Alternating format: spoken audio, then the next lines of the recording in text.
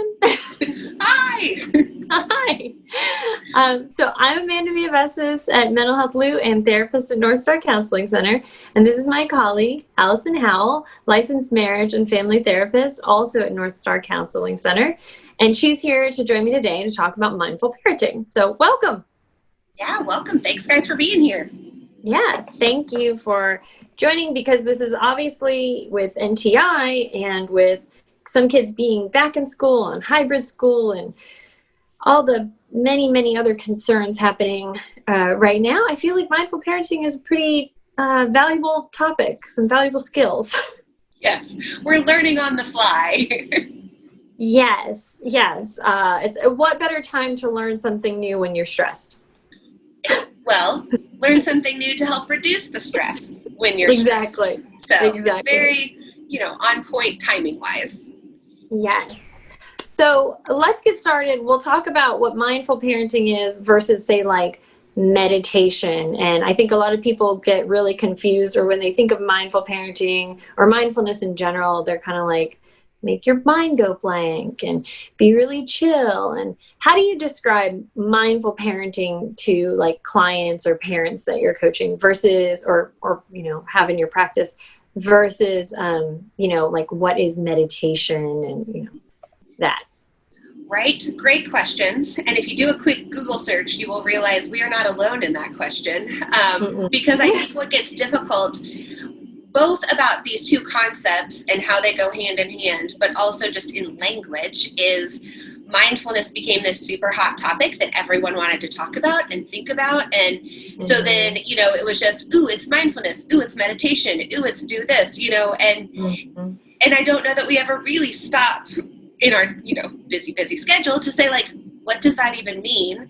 And I think an unintentional consequence of that can be then we just say, oh, I don't have time for that, or, oh, that doesn't work for me, without actually realizing that it might and what that actually means. So I think, to me, and through the Google search, some of the biggest differences between mindfulness and meditation is they really can go hand in hand, but they're two parts, like they're two sides of a coin.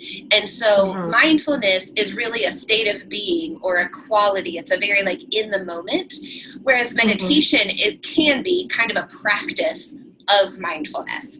And so when we think about, for me, when I first started hearing so much about mindfulness and meditation, I was thinking of like finding a quiet spot and sitting crisscross-legged and kind of like yoga-esque. Yes. And it can be that if that works, but it also can be so many other things. I think in our current state of life, mindfulness can be chopping up food for dinner. Mindfulness can be taking an extra 5 seconds brushing your teeth because they are just quiet and alone, and hopefully your bathroom door is shut and there aren't little ones banging on it loudly. And so I guess another way to think of that is that mindfulness is a mindset of meditation that you can bring to every aspect of your life, and kind of that day-to-day, how do I practice meditation? It's being mindful.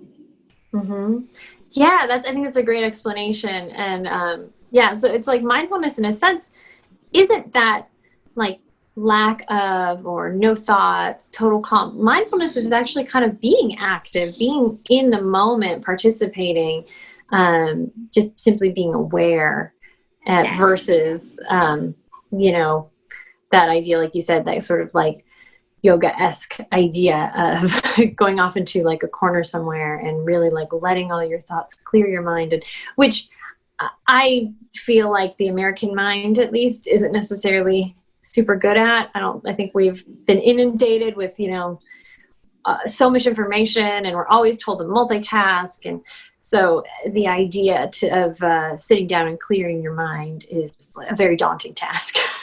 It definitely, especially I think in theory it feels so daunting, and in practice it feels so relieving that once you begin the practice, then there's that moment of like, oh, my brain feels better when I'm not trying to do 15 things at once. Right. And because, we know, or we need to remind ourselves that multitasking actually doesn't work. It's that we're fast switching our brain to 15 different things rather than our brain magically doing 15 things at once.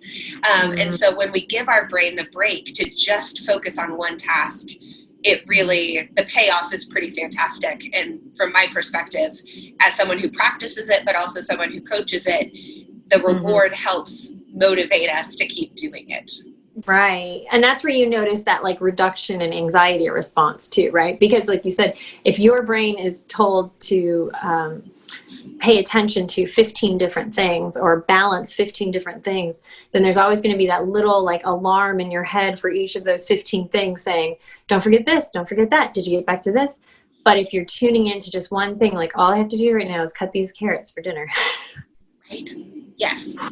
All I got to do, that anxiety response is going to decrease. So, yes. And I think when we think of that in terms of parenting too, it helps with our own ability to hang in there through a lot of stress, but it also models a really necessary skill to our little ones and teenagers of their brain is being asked to do way too much right now. And for some of them, they've only lived in a world that has asked their brain to do that.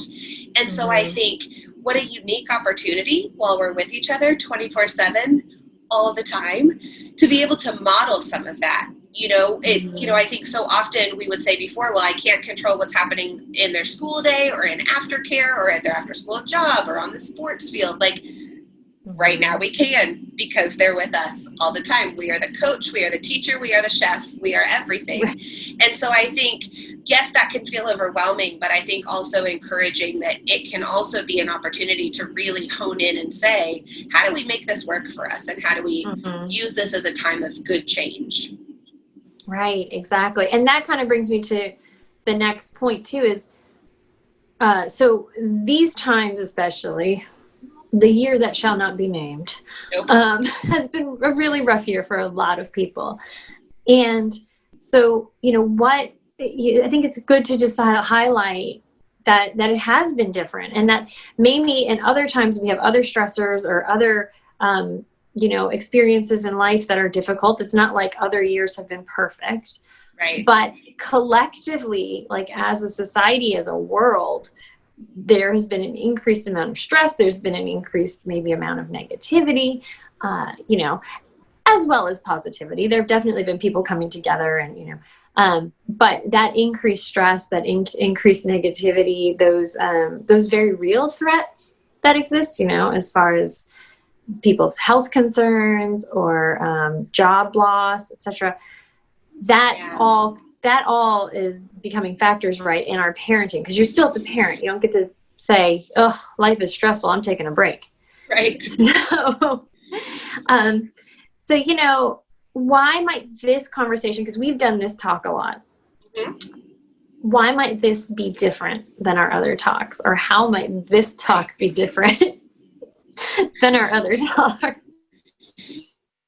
Yes, that is a great question, and something I really thought of as we were preparing for this, because this is a completely different, yes, there are similarities, but we're also just in unprecedented times. And I think for some of us, that sentence or that term now, we're like, oh, because how long do we live in unprecedented times? But right. I think, when I thought about reasons that being intentionally mindful in how we parent and how we model for our kids, but also how we relate to our kids, is kind of that inundated, multitasking home life we're all feeling right now. And so I think, on the one hand, I want to be very realistic. And I feel like we've always said this when we do this training, but now more than ever, when we talk about tuning in and when we talk about being attentive and giving attention and when we talk about self-care, we realize the reality of what we're saying, right? We realize that at any given moment you can have email and phone and someone knocking at your door and children running in and out, and your kids are on Zoom while you're on Zoom, while your dog should be on Zoom, right? Everyone's on Zoom or platform of their choice. And so I think it just is a really interesting time of, we can get so caught up in that spiral and feel like, well, the world is just happening to me.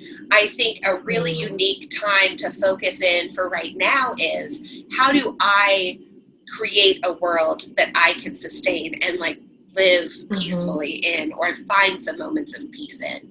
And so I think when we think about those, I think a few caveats of mindfulness that I feel like really connect right now are that attempting to be present in the moment and not worried about what's next, worried about the things we can't control, but also that non-judgmental acceptance and compassion, because this year is a struggle bus.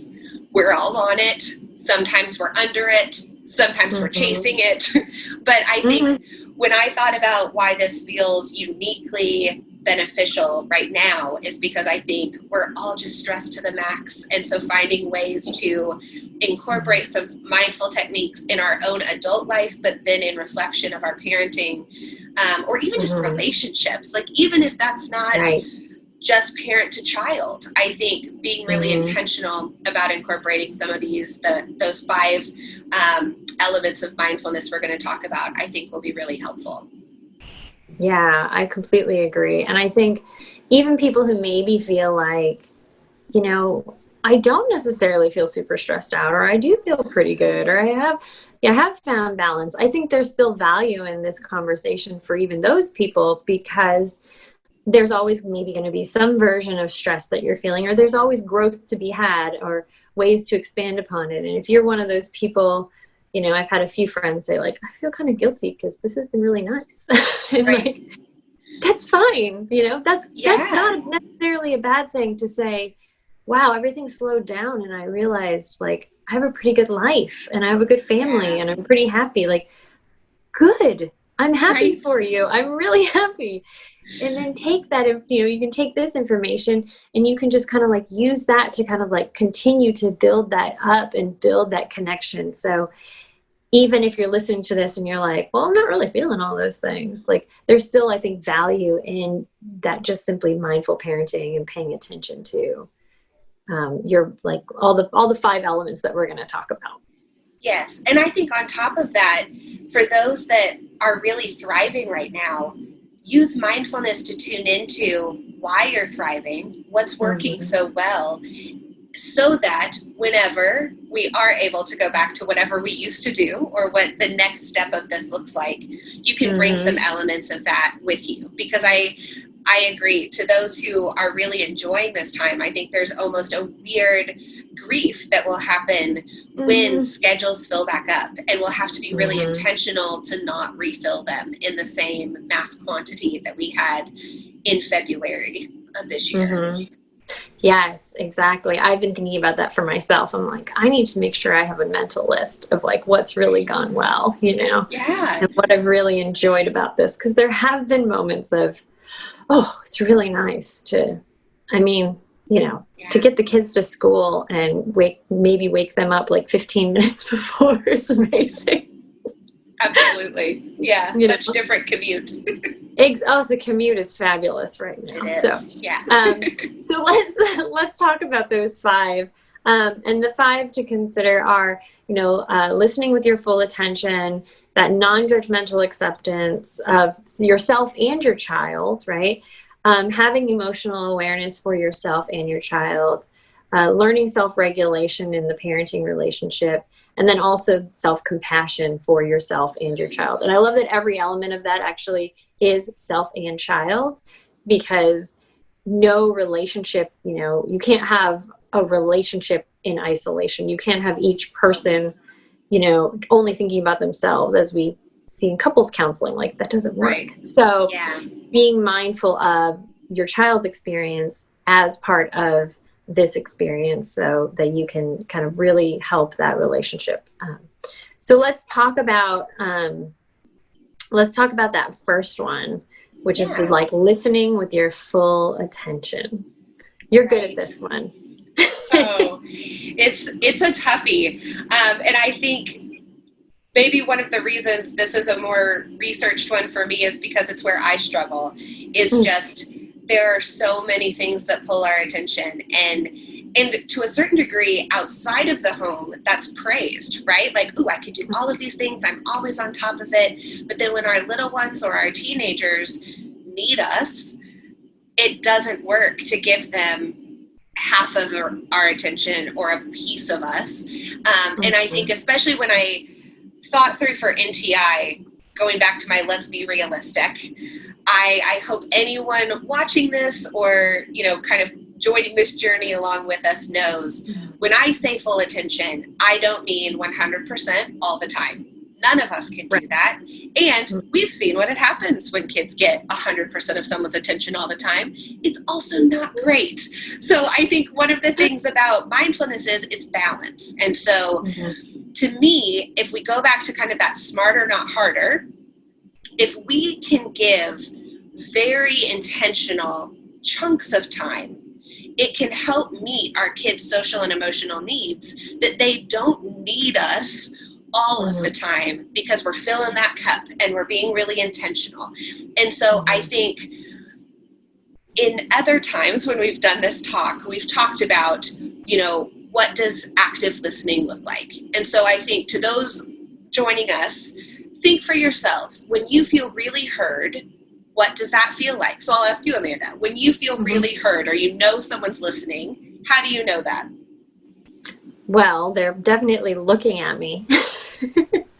That's one. They're reflecting, they're nodding, right? They're giving those body cues, right? Maybe even having their body like squared up with mine. All those things are definitely telling me, okay, they actually heard what I said versus, yeah, yeah, oh yeah, certainly. Exactly.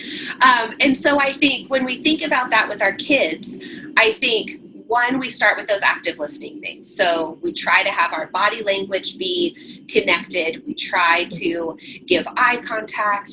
If they're a younger kid, we get down on their level. So we might test our knees a little bit, but we crouch or we sit or we bring them up to our level. So I think body language and our responses. So, if a kiddo says something that's not a yes or no question and we give a yes or no answer, they're going to call BS on that pretty quickly because they're like, you're not listening. And I think it's the same thing we would feel to them. If I have a request of a kid and I can tell they aren't listening, that's going to cause a lot of feelings inside of me. And our kids or those that we're in relationship with have that exact same response. So I think it's only fair to say that's how I'm going to tune in, is how I would want someone to tune in with me. And again, this is not all of the time because I can hear it even in my own second thought of, but what if I'm in a meeting or what if I'm on a phone call or what if, I'm at work, but I'm in my house and my kid can see me. And so I think when we think about this for NTI, giving our full attention is just being intentional about how we communicate that. So maybe that's, you all have a certain cue that there's either a sign on the door or a certain light on, that if that light's on, mom or dad is in a meeting and I'm so sorry. I will love to connect with you as soon as I can, but right now I can't. Similar with your kids, there will be times that they need to focus because they're at work, at home too. And so I think really working to be creative in this time for how do I section off my time, but also my space. Like if I need to be able to not have to give attention right now, how do I communicate that? Because if I communicate it on the front end, then most likely those kiddos won't be as, hey, I need you right now, as then if I didn't communicate it on the front end and then I'm having to be like, shh, I'm on the phone, or shh, I'm in a meeting, or, I think of that BBC video that came out a couple years ago of the toddler walking in while the guy was being interviewed. And who knew that guy was so ahead of the times that that's all of our lives right now.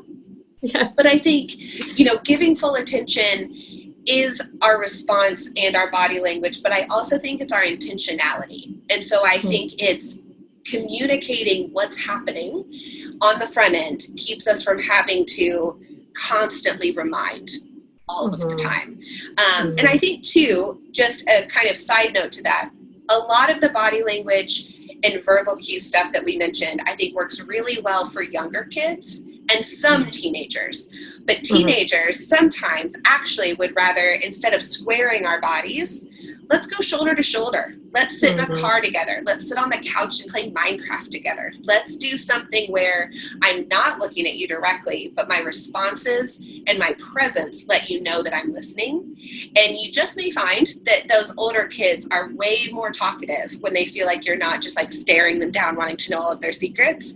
They want to share them. They just get intimidated. And so using some of that, take a walk around the neighborhood, sit together, you can be present without necessarily direct eye contact or things like that I think either some kids on the spectrum or some kids based on their developmental stage just don't really like that. Right. Yeah. Those are all really good considerations. Like you said, so each kid's going to be different. So it's good to know your kid too and know how they're going to feel heard. And I like the piece too, as far as setting that ahead of time, like setting some of those expectations so that they know, and they're kids, so you might have to tell them again and again and again. But being able to, like you said, if you can fill their cup though at other times, then that will help decrease maybe some other times when they're like, okay, I really want to, I really want to talk to you. I really want to tell you this thing, Yeah, and so absolutely. That can help ease that up a little bit. It's probably also good for parents to keep in mind, like you said, if you're in your office or in a closet doing work, and for you that if you step out that door, you're going to have your kids saying like, mom, this, then, and that might feel like too much for you, take an extra few minutes. If you you probably can.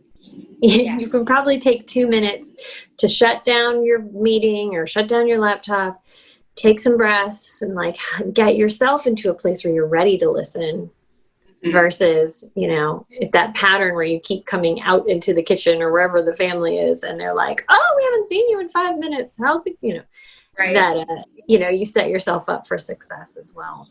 Yes. And I think time is such an interesting thing that, we will really tell ourselves like, I don't have 1 minute. Like our brain will say like, I have to get out that door. And 30 seconds is actually a really long time if you're sitting in silence, checking in with your body, checking in with your breathing, doing some basic grounding techniques. 15 to 30 seconds, you really might feel like you can catch your breath and then and go back out. And so, it may sound oversimplified, but actually give yourself a minute, just one. It may do wonders for your ability to then tune in and be more present once you're out of that office space. Exactly. Yeah. And so on the next step there, next consideration is that non-judgmental approach to yourself and to your child, which I think a lot of us struggle with because either we feel guilty as parents or we get down on ourselves as parents, or we have expectations of our kids that maybe aren't very realistic. I often hear my teen clients saying that, like they'll talk to their parents about something and their parents will say, well, when I was your age, and they shut down, of course, because that doesn't feel like active listening. Right. Yeah. And so thinking about, I think it's really good to take some time to step back and reflect on those things, reflect on what are your expectations for yourself as a parent. Maybe take note of where those came from or ask yourself, where did I get those ideas? Because we often learn how to be parents from the caregivers in our lives, and depending on what kind of job they did or how they talk about it, that might affect our beliefs. Or sometimes we parent in reaction to our caregivers. And so maybe you put really strict or, sort of rules on yourself as far as what you expect from yourself as a parent. And that can be, perfectionism is just not realistic in any part of our lives. Right. And so, so taking some time, I think, to really reflect on that so that you can come to parenting in that non-judgmental space, that's a pretty valuable tool. It's probably going to be a thing that you practice over the course of your lifetime as a parent, because your children are going to maybe do things that you feel disappointed in. or you're going to have expectations for them or for yourself, and you're going to have to continually check in. So in this phase of like practicing non-judgmental acceptance, I would really encourage people to develop that practice of checking in and asking themselves, maybe challenging a little bit, where did I get this idea that I have to be this way? Or, Yes. Or where did I get this idea that my kid is capable of doing this skill that maybe they're not capable of just yet? Yeah. And I think this one will kind of tie in really with one of the last parts, which is self-compassion, because I think many of us have to practice self-compassion and kindness towards ourselves before we really can get to this space of non-judgmental acceptance of ourselves and our children. Yeah, because if I'm feeling snarky and I'm feeling like my needs aren't being met, or my expectations aren't being met, or I'm in the comparison swirl that life right now can give us, I think obviously that would be a really hard space to then be okay that my kid isn't okay, right? Mm-hmm. I want them to be okay so I can be okay. But what we know about co-regulation is I need to be okay for my kid to be okay.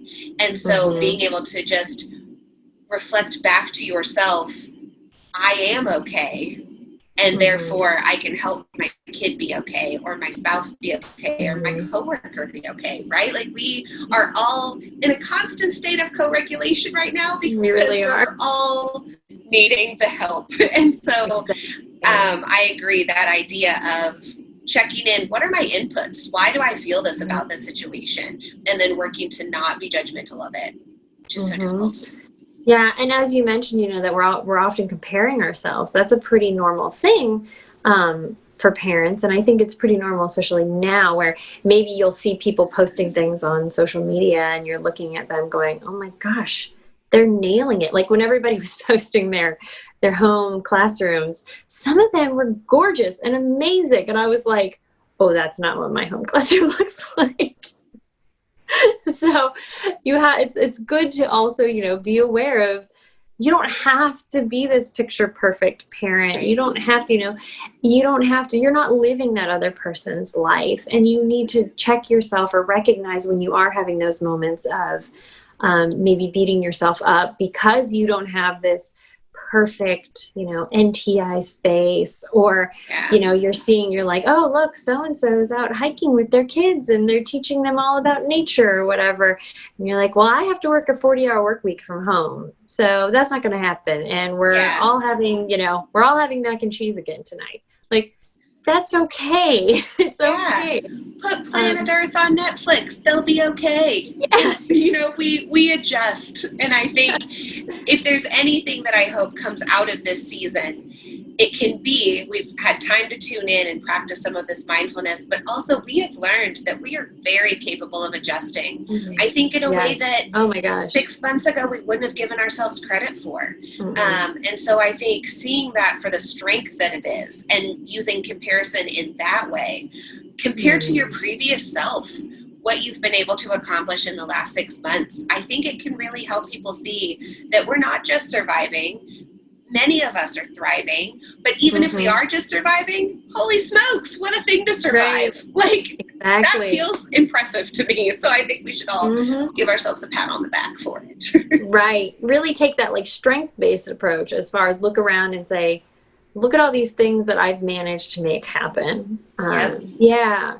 And maybe another element of this non-judgmental piece can also be your parent friends or your family who can help support you, or maybe you can have a group of people to connect with to process, because the more you learn other people are experiencing similar things or feel the same way, that'll kind of normalize those feelings and help decrease some of those feelings too, because you'll be like, oh, okay, so it's not just me.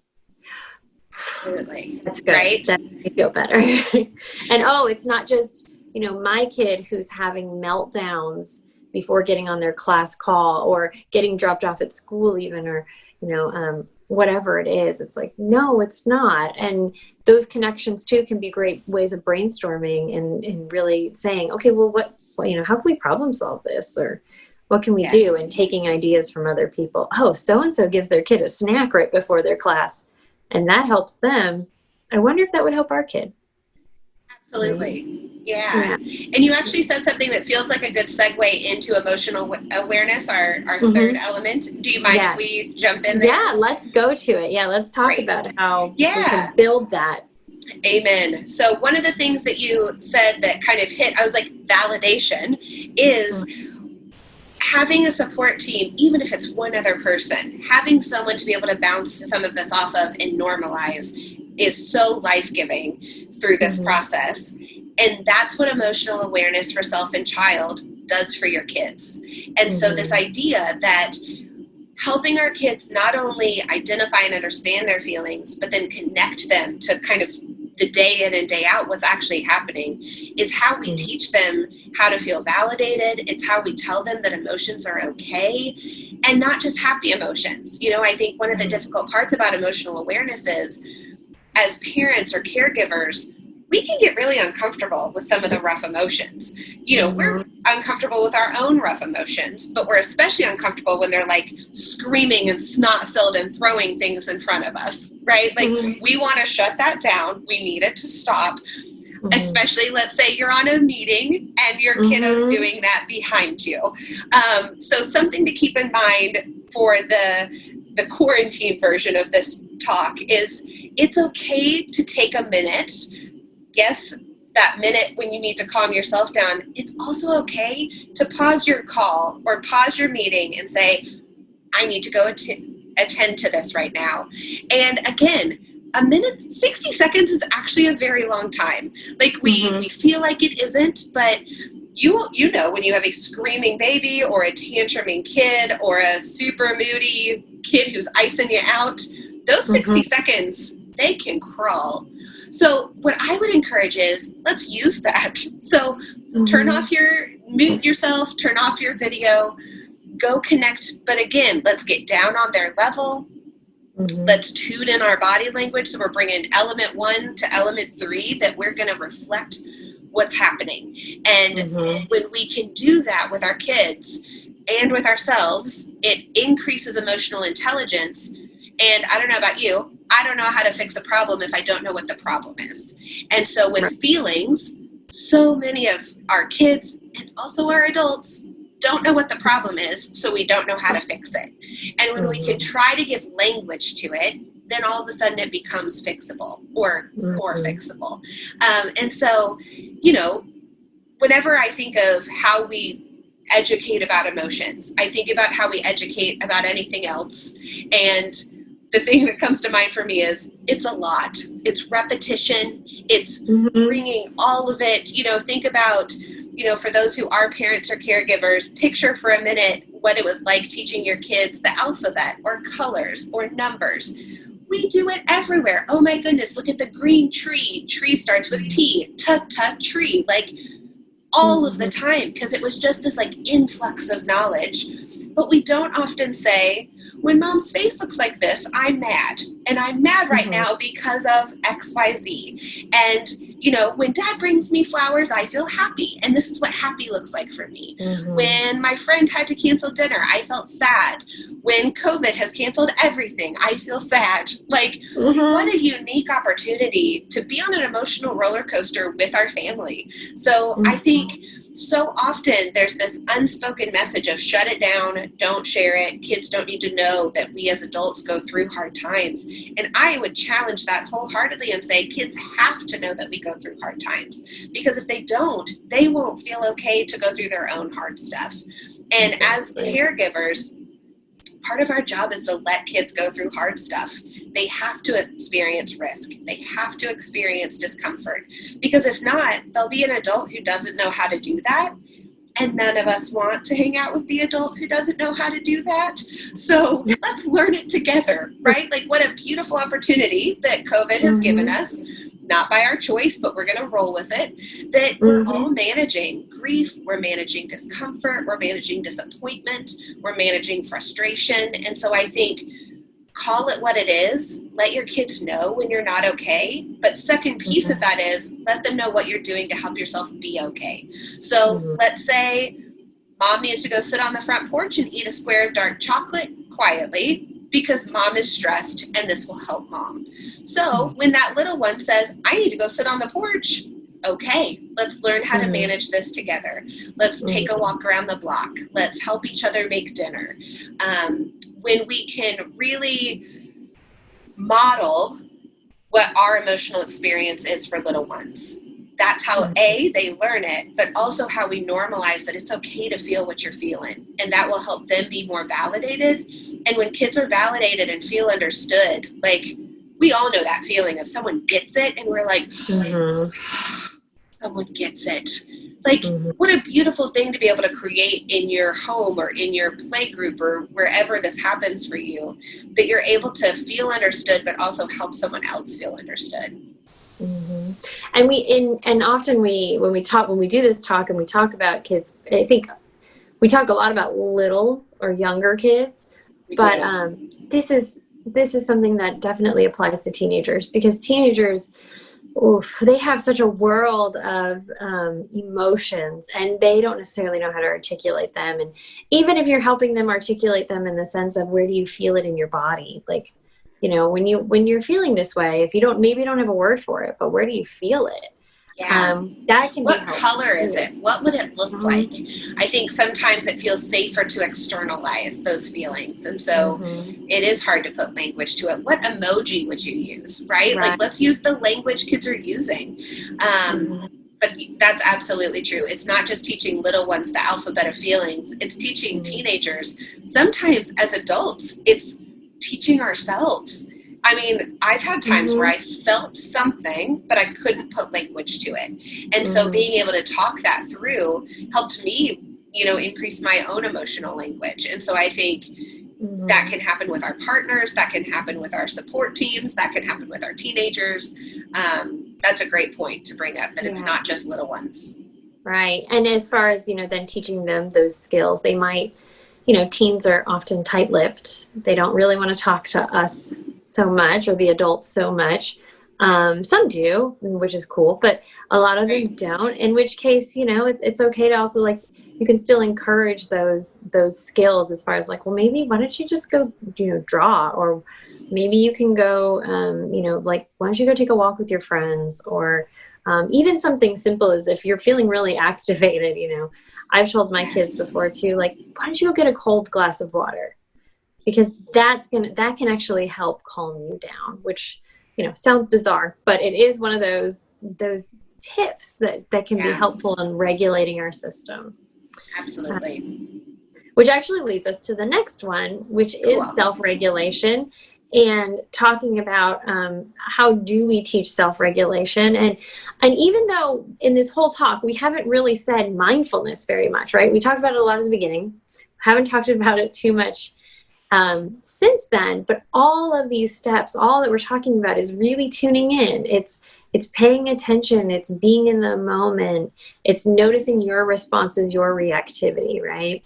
Yeah. So it's practicing that state of being in all things. Right. And these are all the kind of ways to do that. Self-regulation has been one that I have been talking to clients about for a while, but really a lot lately, because when we are in a stress response, it's very difficult for us, it sort of turns off parts of your brain. So you're much more into the, like your fight or flight part of your brain, versus the part of your brain that's really good at being level-headed and making decisions. And, because and actually in MRIs, it shows, like, the energy is kind of, the activity is higher in those zones than in your frontal lobe, which I find really fascinating. So when your body is stressed, which means could be tension, it could be, maybe feeling angry, feeling upset, feeling restless, or feeling like lack of motivation. When you're feeling those things, it can be really difficult to get into that place to self-regulate, right? To make a good decision. And the same for our kids. We've seen all ages. If they are in a state where they're irritated or upset, it's really hard for them to step back from that situation and be able to look at it and go, I'm making a big deal out of nothing, or I'm worried about nothing. I know my 10-year-old's been he's had some moments when it's come to school and feeling overwhelmed, looking at that to-do list and going, oh my gosh, all this stuff is due. I don't know what to do. And, and I'm like, in my mind, because I'm not in his shoes at that moment, I'm like, this isn't hard. We just do step by step. But in his shoes, in that whole like acceptance of child phase, right? I can see in his shoes, he's overwhelmed. Yes. So I have to help him self-regulate, because otherwise he's never going to get his stuff done. He's just going to feel overwhelmed. So I view self-regulation in the sense of it is that taking that awareness, bringing in a relaxation response, recognizing what you're going back to that idea of what kind of parent or caregiver do you want to be? What's your intention, right? What would be those intentions in a calmer space? And that helps with self-regulation. That helps you choose the next step. But if we are stay in that reactive space, if we don't use a calm down technique, if we don't use the self-awareness to trigger a calm down technique, then often we kind of just stay in that feeling, and it's hard for us to shift into some of these like parenting, caregiving techniques that really help improve relationships and help children calm down and help ourselves calm down. So I definitely encourage people, like, really think about, for self-regulation, what are some very helpful techniques for you that help you calm your body down? So you build that awareness of, this is how I physically feel when I'm stressed or angry. And you use that as information of, I have to calm down before I can make good choices or before I can do the next step. Yeah. I have to reconnect my brain. Exactly. Let's bring that back together. And so I was going to say, what's your calm down? What's your relaxation? Right. That's a good question. I think for me, and something I hope I model and kind of coach when I'm working with clients or even just the people around me, is it helps me to have a toolbox of a few, because sometimes one works and the next time it doesn't. So, but for me, it's really calming down my central nervous system, because I won't notice that it's out of whack until my brain is gone. And then I need some things that maybe that's where my language is like reconnect my brain come from. But I am a very big fan of those deep breaths. So for kids, we talk about like belly breath or balloon breath. With adults, I think that language still works, but our fancier word is that diaphragmatic breathing. But that idea that we're breathing from deep down in our core, and a few very deep, intentional breaths, I think can help calm our body down. And I really like tuning into my senses. So that can sometimes be aromatherapy. Like, I'll use a lotion that I really like the smell of. And then when I do those deep breaths, I'll breathe in that scent, because that helps me connect. Oh, I'm not swirling in the tornado of stress. I'm actually just here. I'm sitting in my chair. My feet are on the floor. I'm smelling spearmint or whatever lotion I'm using. And that helps me tune back in. So that's a tool in my toolbox. I think another one is moving. So moving your body around. So whether that be something as simple as, I'm going to stand up from the chair I've been in for 8 hours, or I'm going to stretch. If you have time and the weather's okay, take a walk outside. If you have time and the weather's not okay, take a rainy walk outside. Like, I think sometimes just connecting our senses can help our brain tune back in if it is starting to kind of get out there. So those are my go-tos, is something that involves one or more of my 5 senses. And then something that you mentioned that I think is also really helpful, and kind of that state of being of mindfulness, is that we can only be mindful of one thing at a time. And so when our to-do list is way too large, remembering what's the next thing I need to do? What's the one thing I need to do right now? And I think that can really help kind of calm down that swirl of it's all too much. It is all too much if we're trying to do it all at once, but it's not all too much if we're trying to do one thing. I think Frozen 2 did a nice job of this idea of what's the next right thing. But that's something that I feel like I have been saying in sessions for a while now, and some authors I read had talked about the next right thing. So when that song came out, I was like, yes, let's just do the next right thing. Let's follow the princesses. Yes. Are you going to write to Disney and ask for credit? Well, I wish I could. I actually listened to an author and podcaster, Emily P. Freeman, who has a podcast called The Next Right Thing. And she is who should be getting that Disney credit. Yes. Yeah, but it's true. It's that idea of kind of like breaking things down. I like the idea of calling it atomization, like breaking things down into small atoms. Yeah. What's the next thing? Just tiny, tiny pieces at a time when you're feeling overwhelmed, which is that thought you can have once you calm your body down. Right? Yes.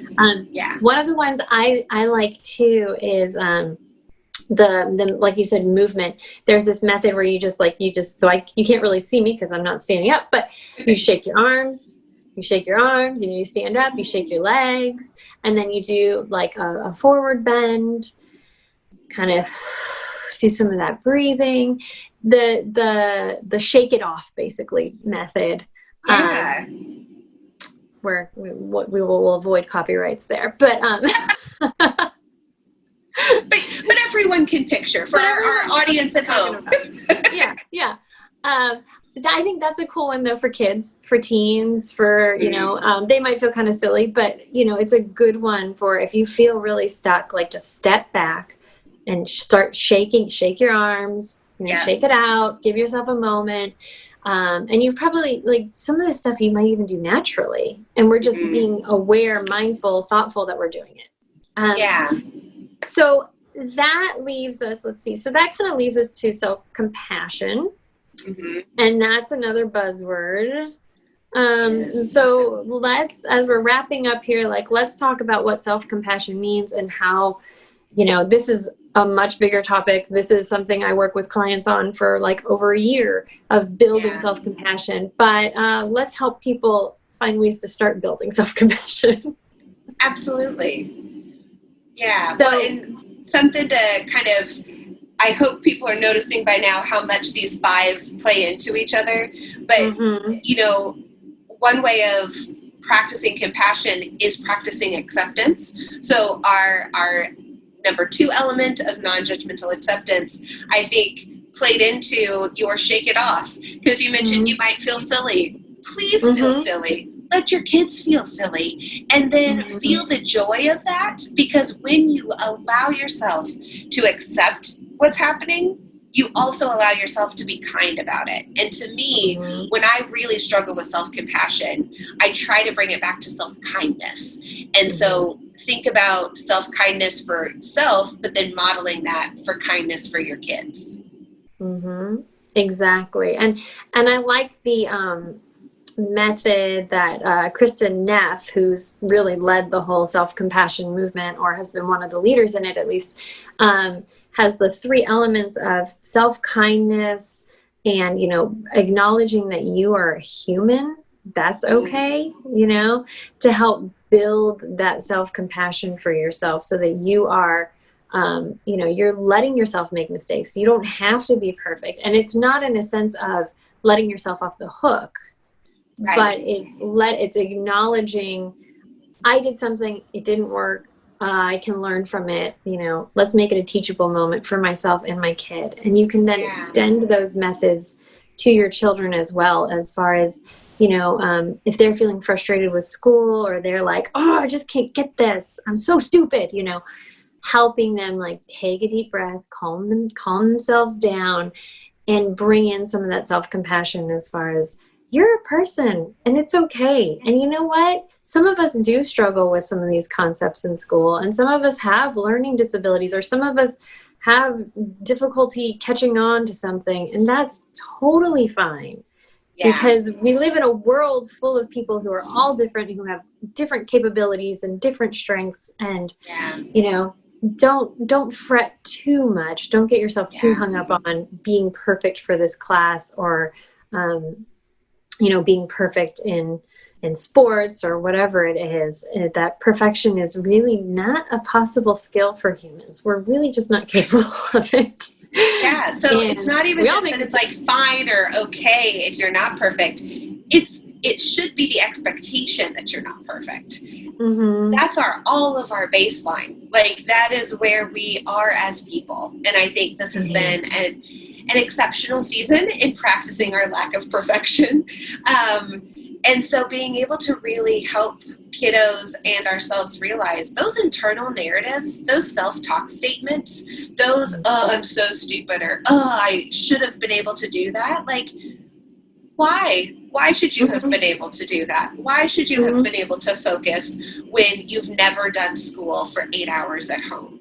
When everything, I think one of the things I appreciated, because I think language can be so valuable, but I had asked a kiddo client about homework, and they said, Miss Allison, everything's homework now. And I was like, everything is homework now. So for our kids who have dreaded and hated homework, literally everything is homework now. Like, it infiltrated their safe space. Yes. And so, I think sometimes it's helpful to just tune into some of those things and realize, like, oh my gosh, what compassion to have for someone who used to hate bringing work home, and now all work is at home, or who, struggles that they're sitting at a desk right next to their Xbox that's just staring at them saying, hey, don't do school, you should play me instead, right? Like, yes. So much compassion and kindness. And it's, as humans, we can most often give that more easily to someone else first.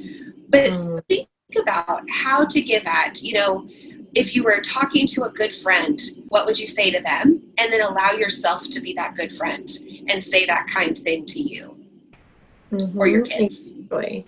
Yeah, and I would say too, self-compassion brings clarity.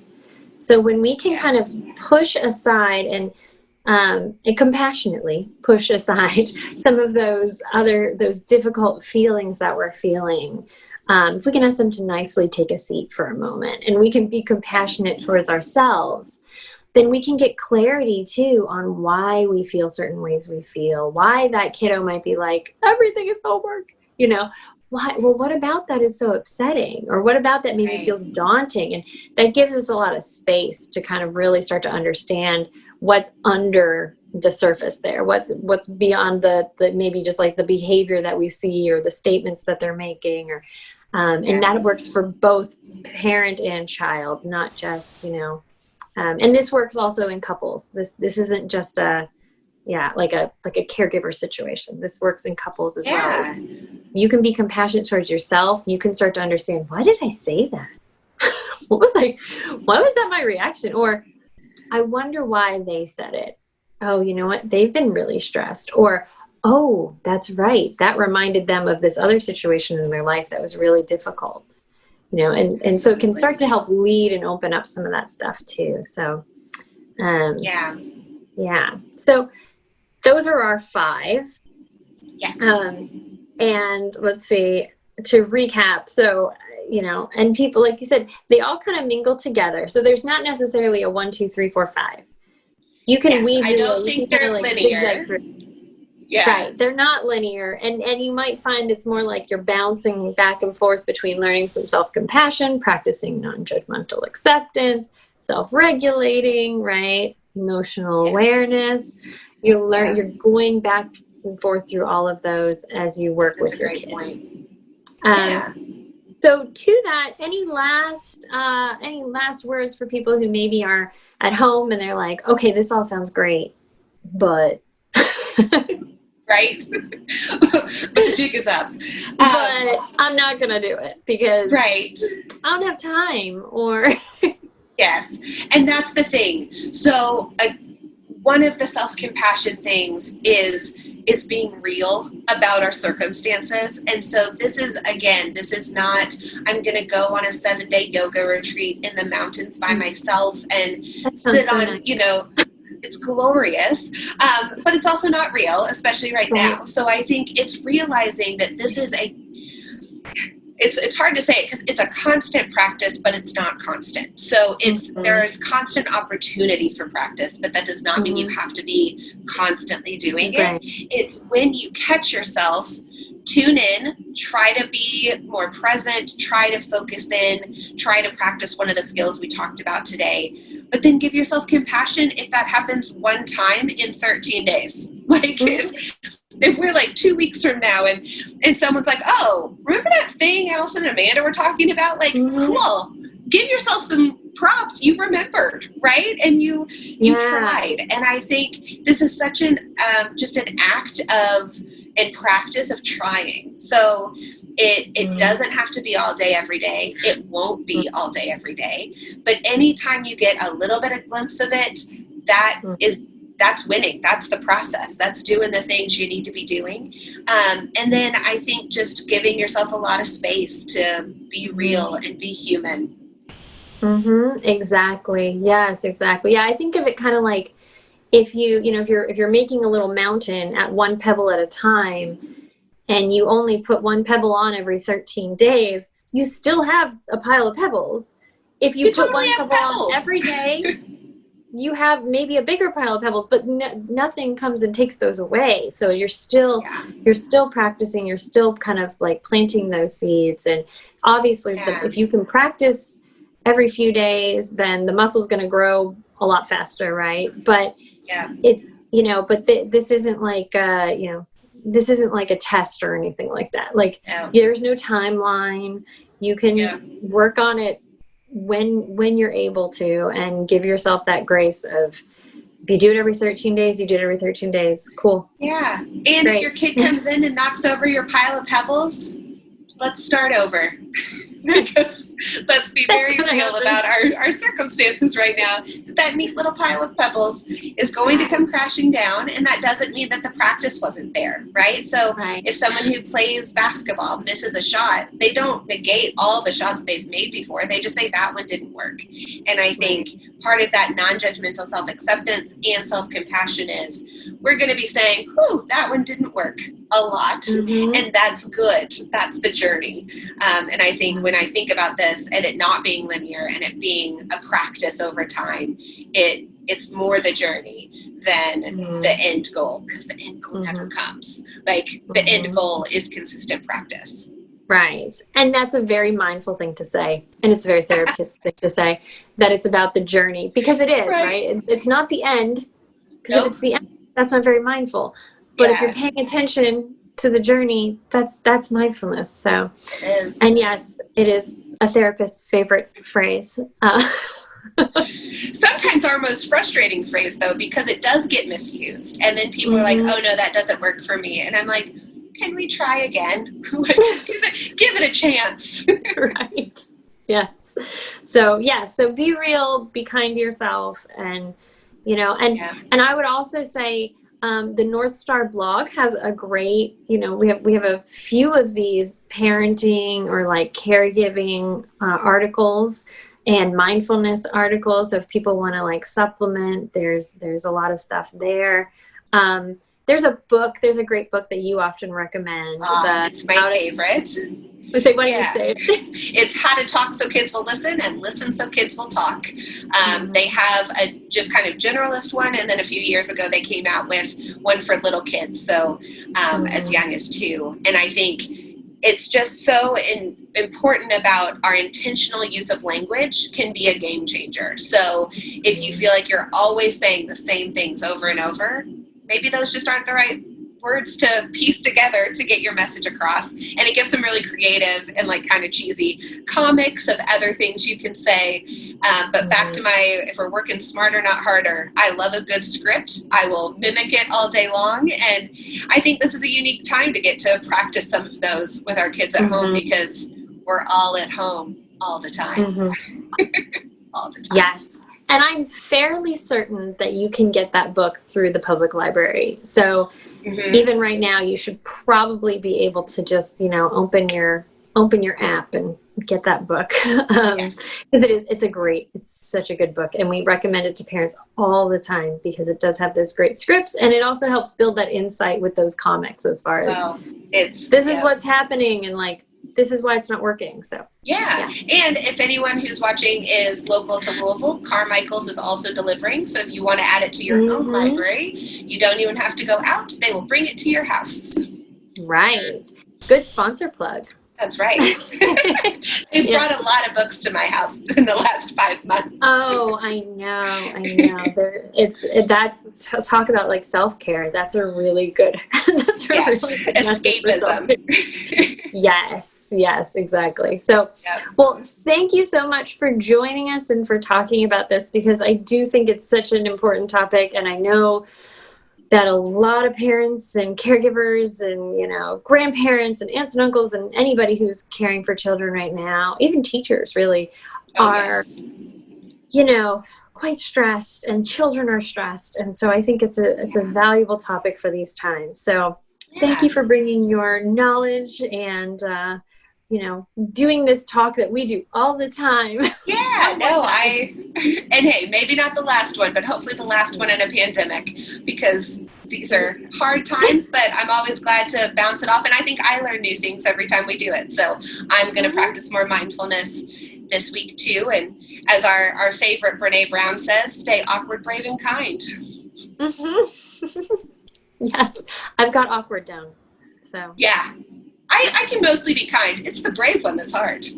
It is. It can be. Yes. So, well, thank you so much. Absolutely. Thanks for having me. Yeah, and we'll see you around. I'm sure Sounds I will good. drag you into more of these. So I look forward to it. yes, awesome. Thank you. Bye. Absolutely. Bye.